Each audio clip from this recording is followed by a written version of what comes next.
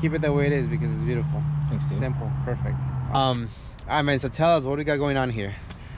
So my engine bay is pretty stock looking. I don't have the tucked bay and cleaned up bay because I actually drive this car. I like that. You can tell this is from the 90s when that wasn't a thing.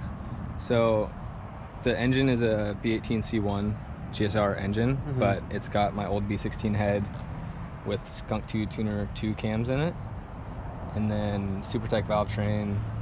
It's got the ITR transmission, the 4.785 final drive. So it's kind of buzzy on the freeway, but I don't really drive on the freeway too much, so that's all right. And then the bottom end is JDM Type R internals. Nice. So it's kind of a poor man's Type R that I built, that I had somebody build for me, because again, I'd have no time for any of this shit anymore. Yeah, Feels cap, all the other stuff's pretty much stock. JDM header, so it's the bigger collector. Titanium intake arm from Origin Fab. That's actually the grade F1 that he didn't want to sell me because he wasn't happy with it, but I don't like running the really nice one all the time. Right. So Obvious I reasons. keep that one on. So if he ever sees this, sorry, dude.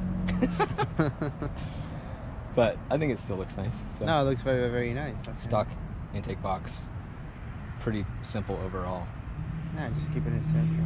And then it's tuned on Honda S300. Nice. So it's fun.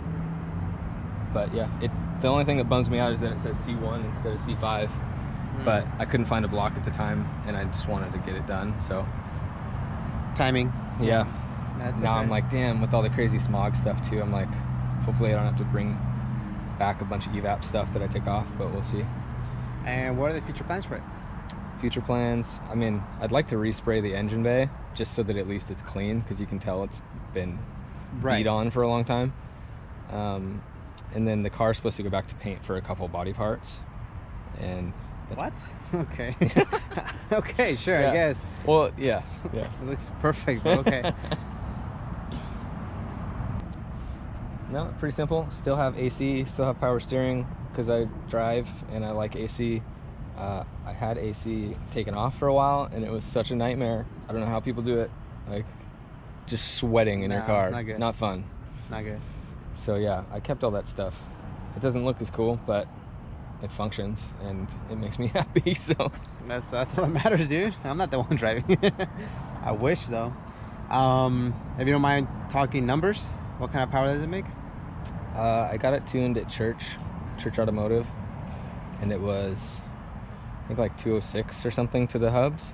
Nice. So it's pretty good. I think their dyno read's a little high, but I mean, it's not a race car, so I was happy with that, and everything runs great now. Originally, the car had a DX motor, then I put a B16 in it and did everything to where it was totally smoggable and like everything was legit. Had that for like 10 years or something. And then of course, like, you know how that goes, like slowly was putting bolt-ons on it and making it less smoggable. And then I bought a turbo kit and then the car didn't run that great and I couldn't run AC all the time. And I had a kid with me sometimes, which wasn't ideal. So I obviously was like, this is dumb. I should not do this. So I went and did the B18 swap. So it made, I think, like 240 with the turbo. So not a crazy amount of power because I was on lower boost, but I had stock internals. But yeah, it was just kind of a nightmare, like just all kinds of little finicky problems. So after a couple of years, I went back to NA.